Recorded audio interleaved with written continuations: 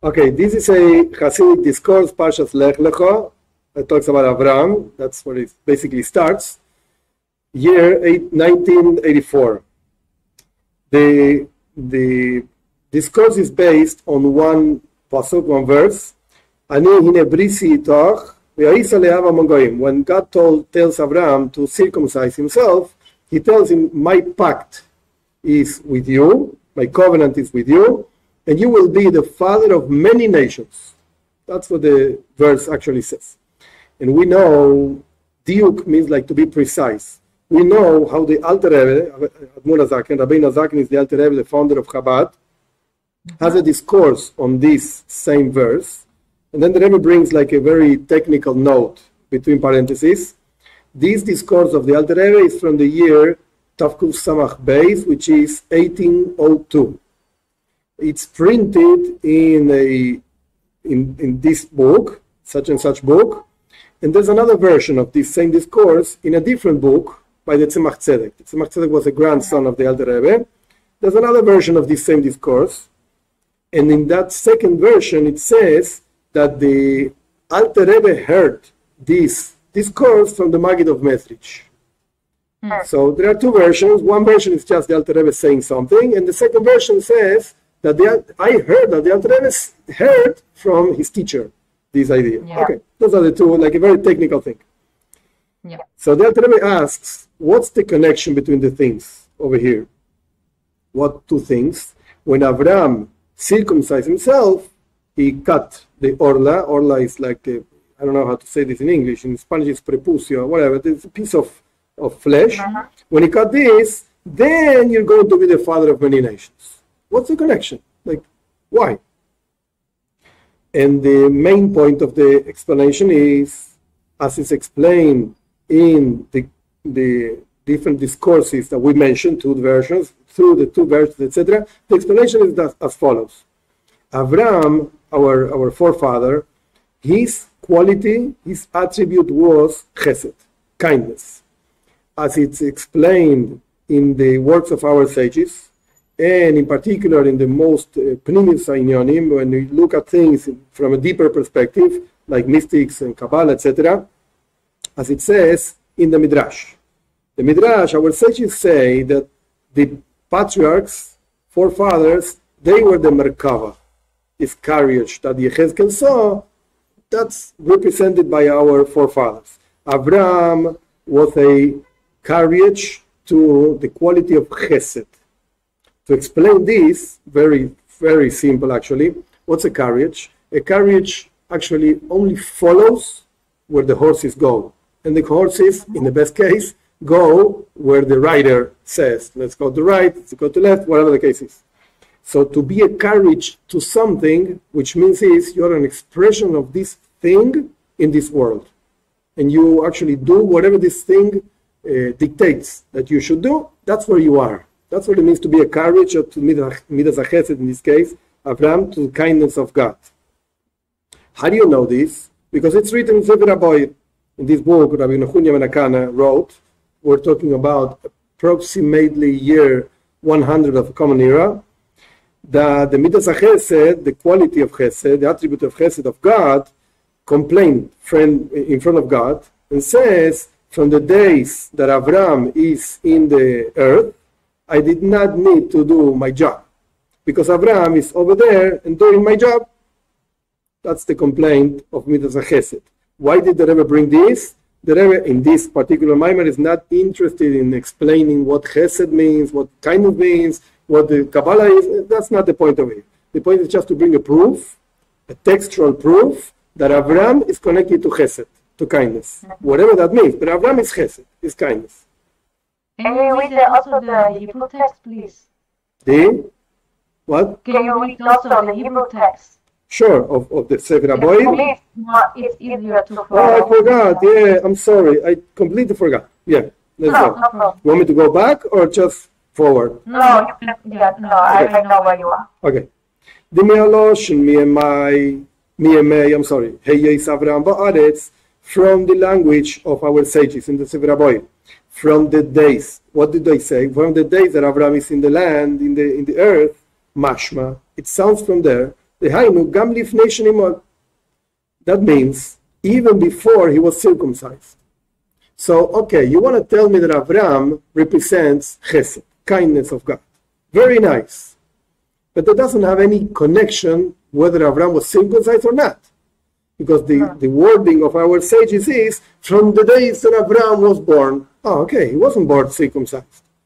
He only circumcised at 75 years old. So, I'm sorry, 99 years old. I'm sorry, 99 years old. So, we see that, okay, Abraham is connected to chesed, to kindness, and for some reason, he's only the father of all the nations after circumcision. Why?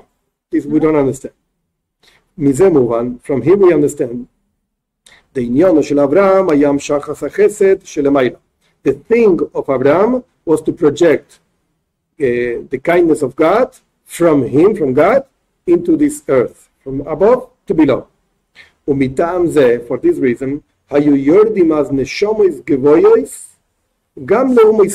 this reason, they descend on those days that Abraham was here in the world, working, etc., doing the work of kindness of God, very high souls, even in the nations of the world, even in the nations of the world. Like there were special people within non-Jews. They were not Jews either, but special people. Don't come to say, they were all non-Jews, forget it. No. Special people over there. Why?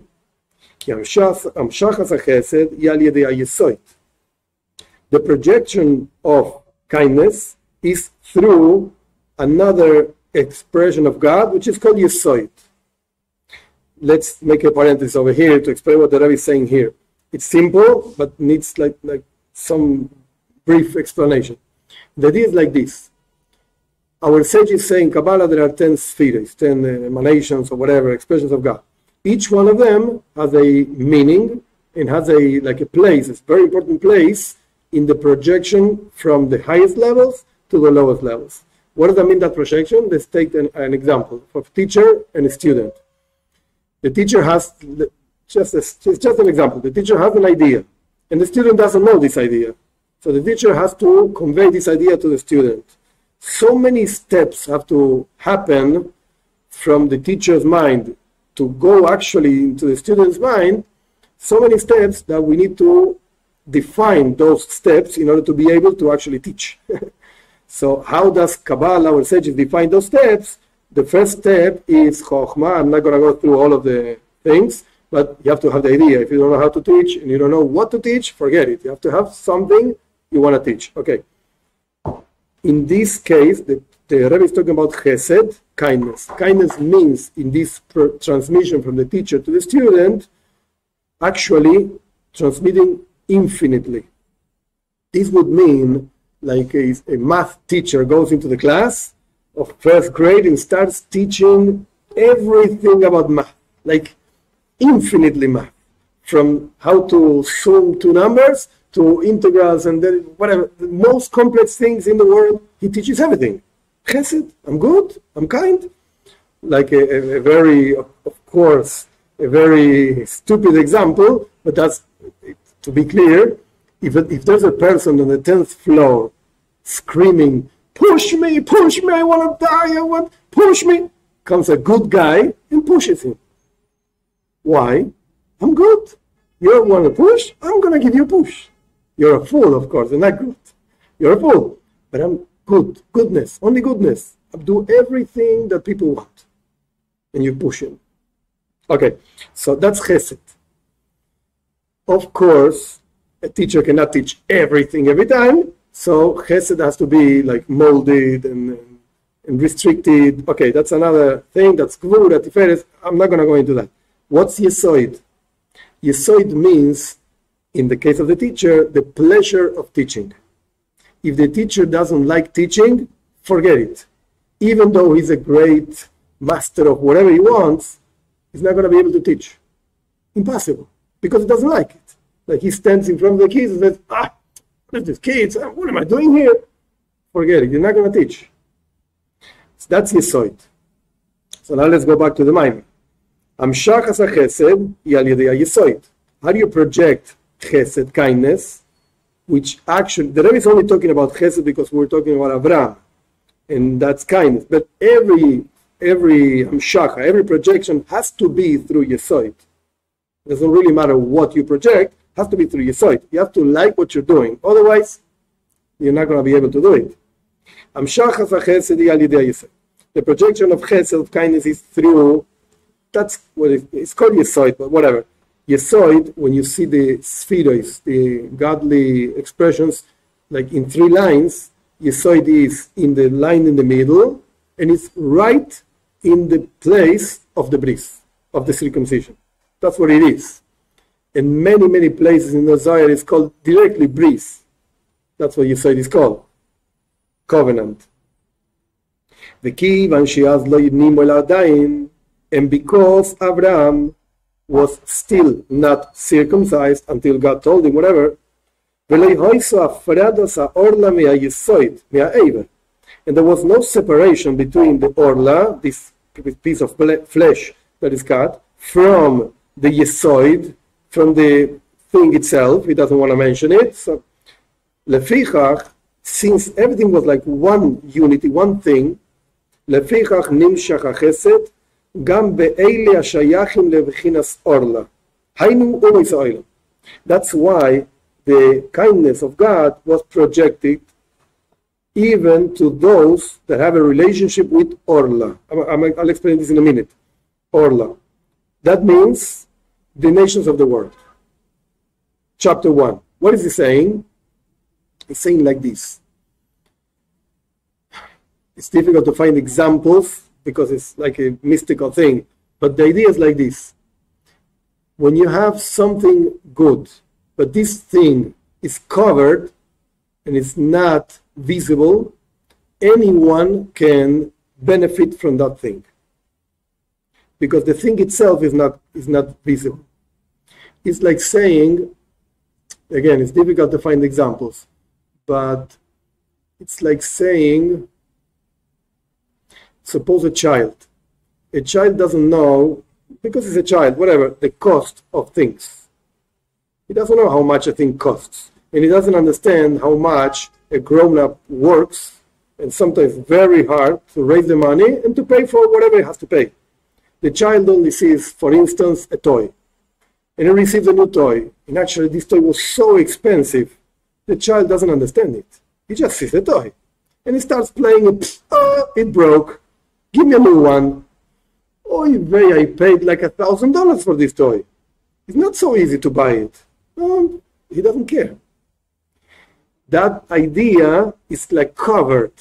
So he can benefit from this toy, even though it's such an expensive thing, anybody can benefit from it, and he can do whatever he wants, and he doesn't really know how to deal with this toy because he doesn't understand where it comes from, what's behind the toy, so to speak. It's not just a regular toy of $2. It's a $1,000 thing. So take care of it. The boy doesn't understand it. The child doesn't get it. The same thing is going on with the orla. The orla means there's a covering to the member, so to speak.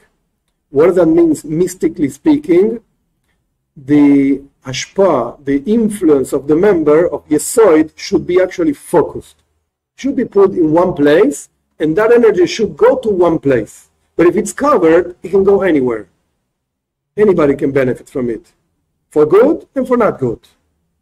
That's why he's saying, look, God has many, many special souls. Those souls actually come from the kindness of God, that is giving to everybody, and is giving very high souls to, etc., etc. And since this chesed, this kindness was like covered, because Abraham did not cut still that flesh, etc., since it was covered, it could go to anywhere, even to the nations of the world. That's what he's saying over here.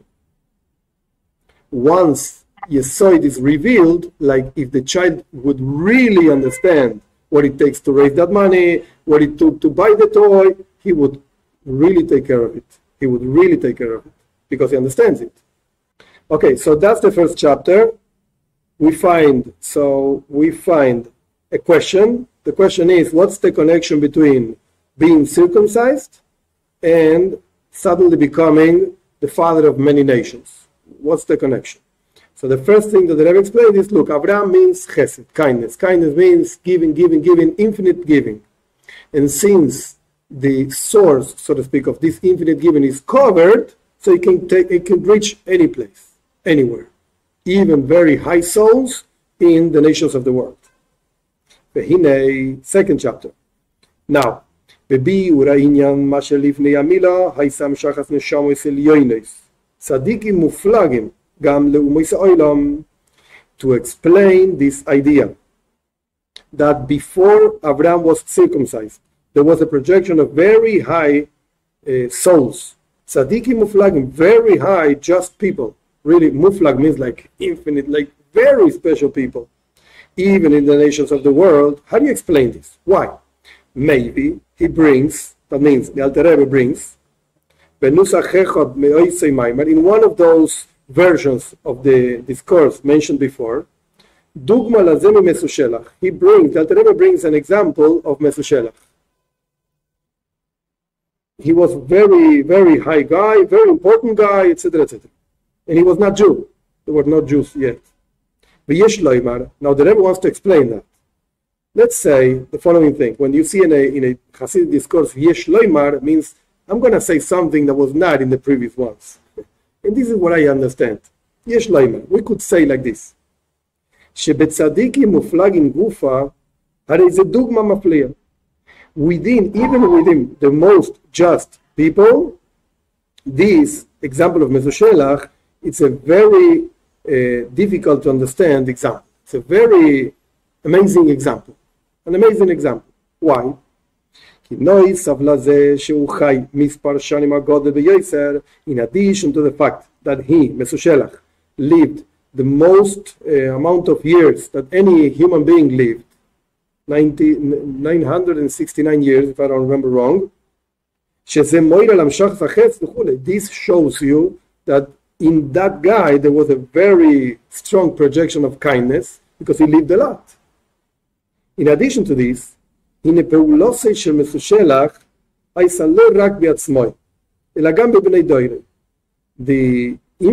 of Mesushelach was not only within him, like he was a good guy. Rather, it was he influenced also in the people of his generation.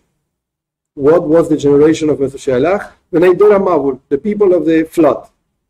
They were very wicked people, etc.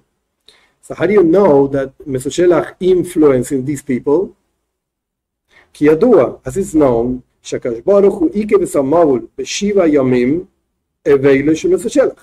God prevented the flood 7 days.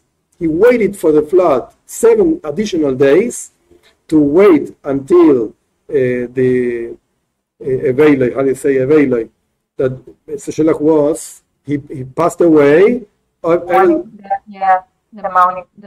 morning period, exactly, that's the word. So God waited 7 days for the morning period of Mesushelach. So apparently God should have brought the Mabul, the flood, 7 days before. These people were so weak, you deserve to die. I'm going to wait. Why? In the merit of Mesushelach. So he actually influenced the whole generation. Everybody lived 7 days more. This means the Lord not only, this is like an Aramaic expression, not only while he was alive in this world, physically speaking, he prevented the flood,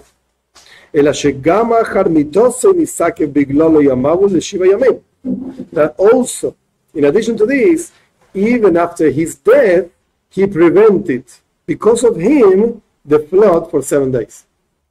The flood could have been before also. Like, imagine, if 7 days ago, the whole world, which wasn't so big, but it doesn't matter, the whole humankind were so bad 7 days ago, like 10 days ago, it's the same. Like 12 days ago, like 15 days ago, a month ago, something changed. These people are so wicked for years already. Why didn't God bring the flood before? Because of Mesushelach. There's a one guy over here that's a good guy. He's a tzaddik.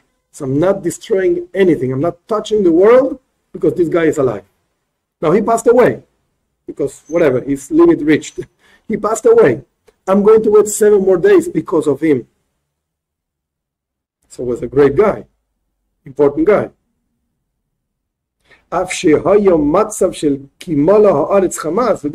Even though during his lifetime and after his lifetime, the situation of the world was such that the whole world was full with violence and robbery, and even when he was alive. But God said, I'm not going to destroy the world. I love this guy. And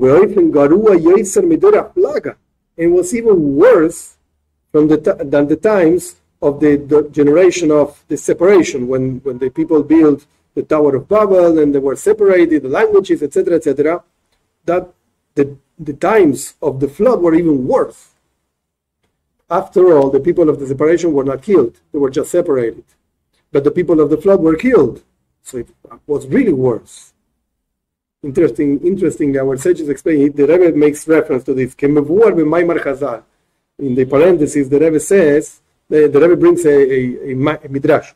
The midrash says that what's the difference between these people of the flood, the people of the flood, and the people of the Tower of Babel? The people of the Tower of Babel were against God. They wanted to build a thing to fight God. That's one of the explanations, at least. So, okay, you want to fight God, but between them, there were love, there was brotherhood, and everything was okay. But the people of the flood, they hated each other, and they killed each other.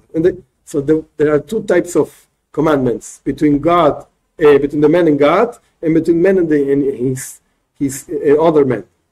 So the people of the flood were bad between them, one man to another man. The people of the Tower of Babel between man and God. So God says, okay, I can take that. You don't like me? It's okay, no problem. But you don't like your brother? I can't stand that. Impossible. So he killed, so to speak, all the people of the flood, and he just separated the people of the Tower of Babel. And even so, even though the earth was full of robbery and killing, etc.,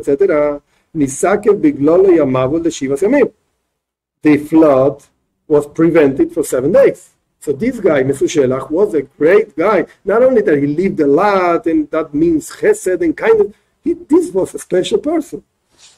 The Rebbe goes even further. This preventing of the mabul of the flood was not only down here. Okay, people being killed and people and then the rain, etc. No. In the whole chain of worlds.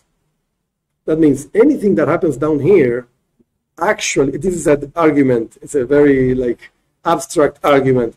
But is the Torah talking about this world and referring to something spiritual? Or is the Torah talking about something spiritual referring to this world? It's very subtle and abstract thing. But in any case, the fact that there was no flood down here, it means that in the spiritual worlds, there was also no flood. And when the flood was down here, that means that in the spiritual worlds, there was a flood. Whatever that means, but there was a flood. But the Rebbe is going further and saying the fact that there was no flood down here because of Mesushelach, that means that their whole creation, physically speaking and spiritually speaking, were waiting for Mesushelach. Their whole creation as a whole, everybody was stopped. Wait a second, this guy is important to me. Angels and spheres, whatever you want to say, it doesn't matter. Everyone and everybody was waiting for Mesushelach. Everybody was pending on Mesushelach. It's important. The Rebbe doesn't bring it, but it's interesting. The Alter Rebbe brings it. The Alter Rebbe says that the Mabul, the flood, was not a punishment. Doesn't make any sense. It wasn't a punishment. The flood was tahara, purity. God was purifying the world. The Alter Rebbe explains it, and it says it clearly and explains it. So according to that, I don't know why the Rebbe doesn't bring it, but according to that, it's even stronger. because the purity of the whole world, physically and spiritually speaking, was waiting for Mesoshelach. Everybody was, quote unquote, impure. Let's wait for Mesoshelach. It doesn't matter if we are impure. No, Mesoshelach, we have to wait for it. Then we're going to be pure. It's a strong thing. Because indeed the flood happened physically speaking and spiritually speaking in the whole chain of worlds, etc., etc. Even more, says the Rebbe. בכל זמן זה שניסה כבבו בגללוי היה מצב שאם ישובו יהיו גשמי ברכה. All the time that the flood was prevented from coming because of Mesoshelach, the world was in a situation that if people would have done tshuva, would have repented, the rain would have been a rain, but a rain of bracha, of blessing. Rain, okay, I'm going to send rain. I'm not going to change that, but it's going to be a blessing. Hainu, that means tachlis hashleimus di bracha. That means the complete plenty. I don't know how to say it, like real complete blessing, real blessing in the merit of Mesoshelach. Shemikol ze muvan, from all of this you can understand eich shelipnei milas Avram, how before the circumcision of Avram haya inyan neshomois agvoyos, there was such a thing as very high souls, and the projection of kindness from above to below, even in the nations of the world. This guy was a very special guy, definitely. And with this we can understand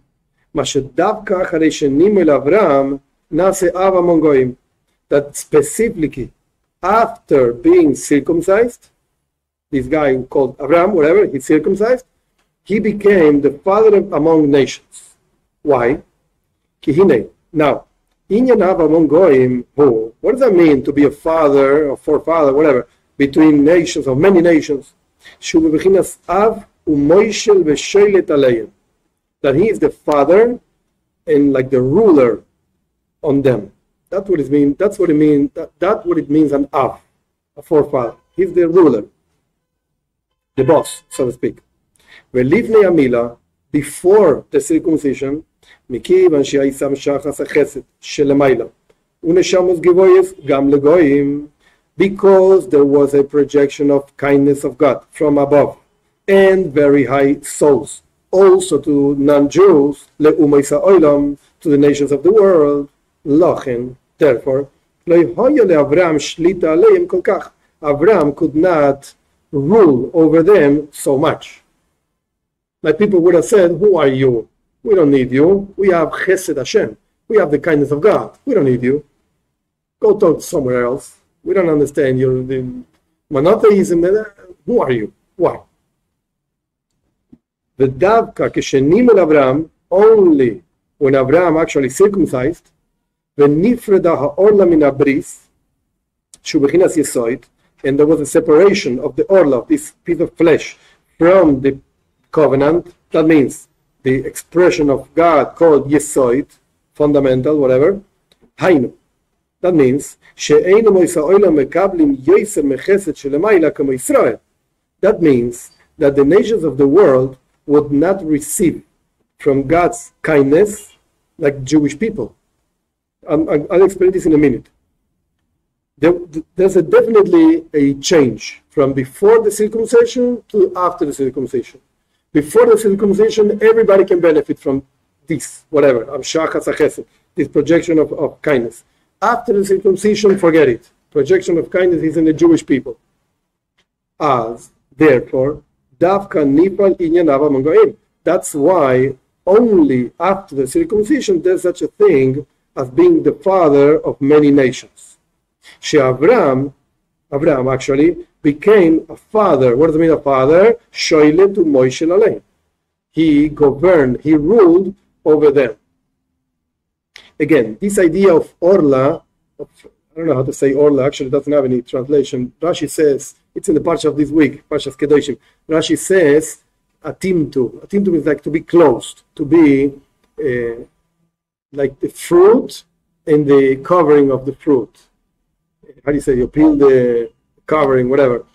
The fruit is over there, but the covering doesn't allow you to see it. That's why anybody can do whatever he wants from the fruit, and he doesn't really realize that you have an orange in your hand. You could eat it. No, it starts throwing at the bottom. You can eat this, and you are hungry. Why don't you eat? I didn't even know there was a fruit over there. I just saw a covering, and I tried it. It's really bitter. So I don't like it. There's a fruit in here. Okay, so that's what the orla means. That's what the orla means. So what I understand that the Rabbi is saying over here is like this. Avam Goyim, to be a father doesn't mean in blood father. Definitely, like we said before, Abraham was not the blood father of all the nations. No, definitely not. However, Av over here, a father means like the ruler. What's the ruler over here? What's the governor, so to speak? He decides where the money of the city, of the country, is actually applied. We have to build a bridge over here, and we have to buy a new water plant, and we have to buy a nuclear plant. Okay, so let's decide. The king, so to speak, would decide. Now, the bridge is more important than the nuclear plant. For whatever reason, the king decides this, so he applies all the resources of the country in this place. Before you have a king, actually a ruler, you don't really know where to apply the money of the country. The country has money, the country is okay, but you don't know what to do with the money. You need somebody that tells you specifically where this is going to go. That's Abraham. Chesed, the kindness of God, was available. Yeah, to the point, like the Rebbe explained before, Mesushelach, he lived so many years and had such a great guy, etc., etc. And actually, everybody lived, even though they were so wicked guys, such wicked guys, they didn't die until the flood, etc. But even though they were wicked, they lived anyway. Why? Chesed Hashem, the kindness of God.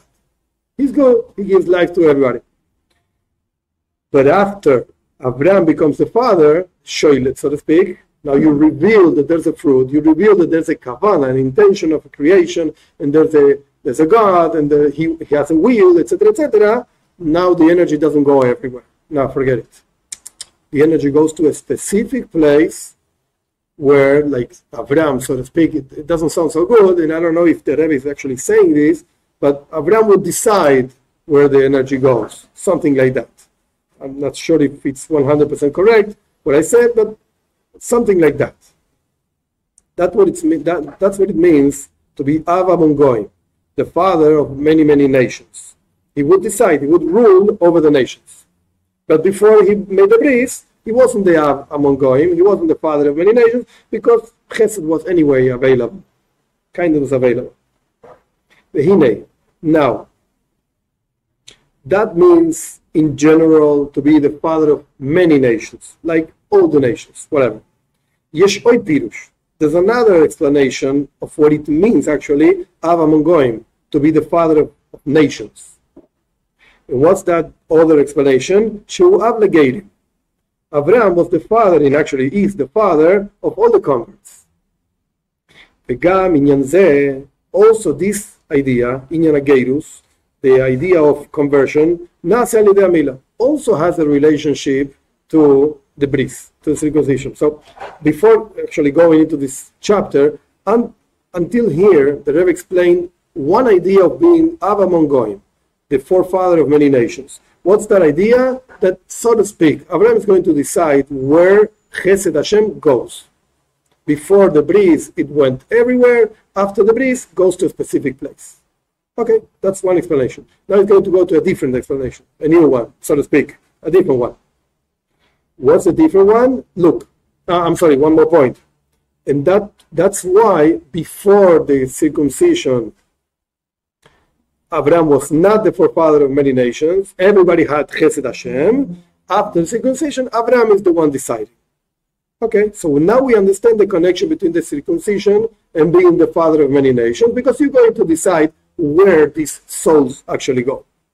Okay, nice. We could finish over here. But the Rebbe brings another explanation. The Rebbe says, look, before circumcision, forget about conversion. There's no such a thing. I'm not talking about like this, the method of converting. I'm not talking about that. Like history, speaking in history, before Abraham circumcised, there was no such a thing as conversion. Forget it. After Abraham circumcised, now there's such a thing as conversion. So the question becomes exactly the same that the Alter Rebbe asked. Why? What's the connection of being circumcised, not that a person circumcised, of Abraham being circumcised, and now there's such a thing as conversion? Hello, conversion, everybody can convert. Why? What's the difference? This is what the Rebbe is going to explain now.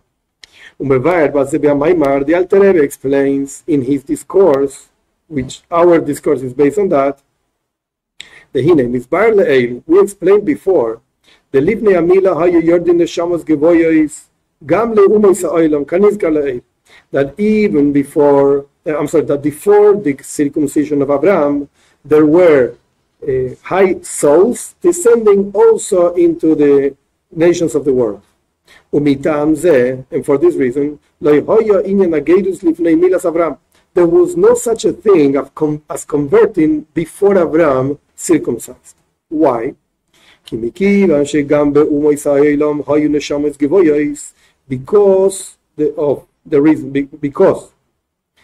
even in the nations of the world there were very high souls. There was no such a thing as a reason why you should convert. There was no such a thing as will to convert. I don't need to convert. I can access, like a non-Jew can act before Abraham circumcised. I can access the same kindness of God being, quote unquote, a Jew or not being a Jew. It doesn't make any difference. Why? Because God's kindness is available to everybody. You don't need to be Abraham. You don't need to be Mr. Shelach. Forget it. Everybody can enjoy God's kindness. Which is not the case after Abraham circumcised. There was, these words of the Rebbe are amazing, okay? Amazing ideas. I never heard anybody say these ideas. After Abraham made the circumcision, there was a descent in the nations of the world. There was a descent. Now you have, quote unquote, because Abraham was not a Jew, but whatever, quote unquote. Now you have Jews and non-Jews. And Jews are over here on top, and non-Jews are over down there. Yeah, poor guys, over down there. Yerida, there's a descent. Hine, now, that itself is the reason why they want to convert. At least some of them, whatever. Because they feel, hey, I was left out. No. Before Abraham made the circumcision, I was not left out. I could access God and kindness, etc., etc. Now, this guy is circumcised, and I cannot access that. Why not? I want that. I want to go back to that state, so to speak. This is what the Alter Rebbe brings of what's the difference between before circumcision and after circumcision of Abraham. Before circumcision, anyway, nobody wanted to convert. What do you need it for? After circumcision, hey, we want to convert. We were left out. Okay. With this, the Alter Rebbe explains in his discourse, we don't find today many converts that come from Ishmael, from the Arab world. We don't find so many Arabs that want to be Jews. There's no such a thing. Because Ishmael, like the fourth father of the Arabs, was born before Abraham was circumcised. So he had access to Chesed Hashem. Actually, Ishmael, this is a long thing, but Ishmael represents Chesed the Klippa. Klippa means like impurity, Chesed means kindness, but kindness in a non-good way. Whatever that means. Velochen, therefore, even though Ishmael, listen to these words, has also very high souls, I don't know what it means, very high souls, etc. The Rebbe says, etc. Ukemaima, like this, our sages say, Abraham Ishmael. Abraham was such a great guy, but however, came out of him Ishmael. Actually, he was the son of Abraham. He was a high person also. Even so, we don't find many converts that come from the Arab world. Because Ishmael was born before the circumcision of Abraham. Which is not the case with Esau, the grandson of Abraham. You find more converts that won't come from the Occident, so to speak, from this part of the world. You have more converts. Why? Because he was born after the circumcision, and now they have this descent, and they have this will. I want to also be connected, so to speak, like the Jews. Therefore, even though you don't find such high souls in the children of Esau, but you find converts. Because he was born, Esau, after there was a separation between the Orla, this piece of flesh, and the member itself, the Aver, whatever, the bris, the covenant. As our sages say, the descendants of Abraham is going to be within Yitzchak, not within Ishmael. Within Yitzchak, well, not every son, all the children of Yitzchak. Yaakov, yes, Esau, no. So in this paragraph, the Rebbe is explained, he didn't finish this, but the Rebbe is explaining something interesting. Look, definitely before and after the bris, for the gating, for the converts, it's a huge difference. And where does it come, like the very deep, something sometimes not even conscious, very deep will, desire of some people to convert? Where does it come from? Because they feel we were left out. I was left out. Don't leave me out. This is what the Rebbe just explained. The Rebbe says, we're going to learn this next week, but the Rebbe says, to me, something amazing. Okay, non-Jews were left out. This is what the Rebbe said, like it or not. Non-Jews were left out. Forget it, yeah, you're low, Yerida. But the Rebbe says, you know what? Every descent is for a next ascent. You can't just stay like that. You were left out, so push for it. Look for it. The Rebbe is going to say something amazing. Amazing. When a convert converts, when actually a person converts, he or she, whatever, it's the same thing. It's like that's the reason why he was born, or she was born non-Jew, to reach a higher level by converting.